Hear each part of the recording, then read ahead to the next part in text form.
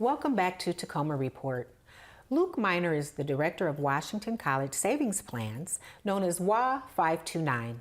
The state of Washington offers two unique savings plans to help Washington families prepare for their child or grandchild's future education costs. The GET program and Dream Ahead is a 529 education investment plan that provides additional ways for families to save toward the full cost of education.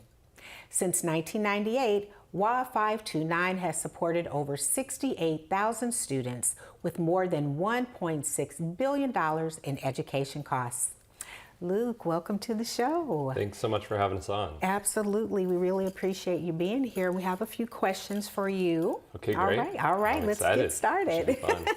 So to begin with, Luke, can you tell us about the college savings plans WA 529 offers? Definitely. So as you talked about, we have the Guaranteed Education Tuition and the Dream Ahead College Investment Plan. And they're both tools to help families save for future college costs or career readiness training, a variety of things that will help a child ultimately get the skills they need for a good or high earning job. Perfect. And so why would you say that using GET or Dream Ahead would be better than, let's say, a regular savings account through someone's bank? Yeah, so the best feature of these programs is that they're tax advantaged. So all the growth you have in these accounts over time is tax-free when you use it for qualified educational expenses.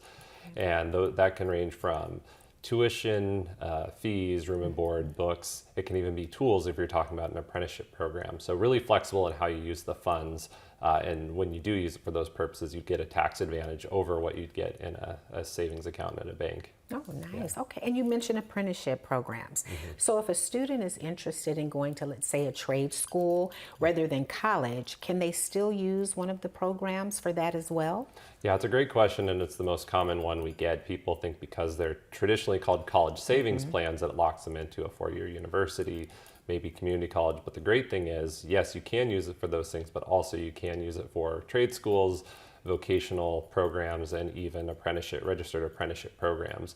And so, with apprenticeships, you may not have the same tuition expenses, but again, there are a variety of other courses you may need to pay for, or tools and that sort of thing. So it is really versatile, and it's really thinking about pathways for a student. We all know not all students follow the same course that, that traditional four-year university experience. And so the good news is that when a child's young, you don't know what they're going to do in the future. So having the money saved ahead of time and having the flexibility in how it can be used will ultimately help them pursue whatever they're dreaming of in the future. Right. And then to your point, a lot of students or a lot of children don't want to follow that, as you mentioned, that four-year college. So the fact that this program can also assist with students that want to do trade school, go to trade school. So that's nice that that option is available as well.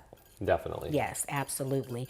And so I understand that the funds in a 529 account can be used for retirement as well. Can you tell our viewers how that works? Yeah, that's actually a relatively new feature. So it's the IRS and the federal government that sets the regulations around these plans, these 529 plans.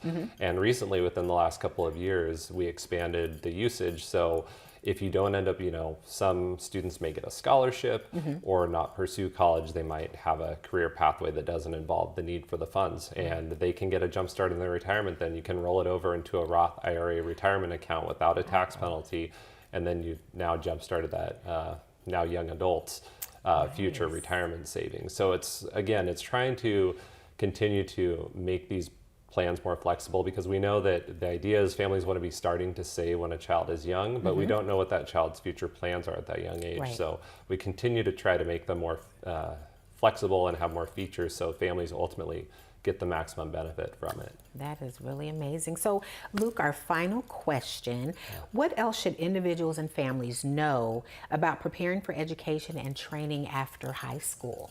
So the really important thing is to make a plan as early as you can, but don't get discouraged if you do feel like you're behind. If you have a high schooler who's already starting to think about what they want to do after high school, we always encourage families to go to wsac.wa.gov, that's wasac.wa.gov, and we have a variety of information about preparing for college, whether it's state financial aid, scholarship programs, and just other things you need to do to be ready. So that is the parent agency I work for, is the Washington Student Achievement Council.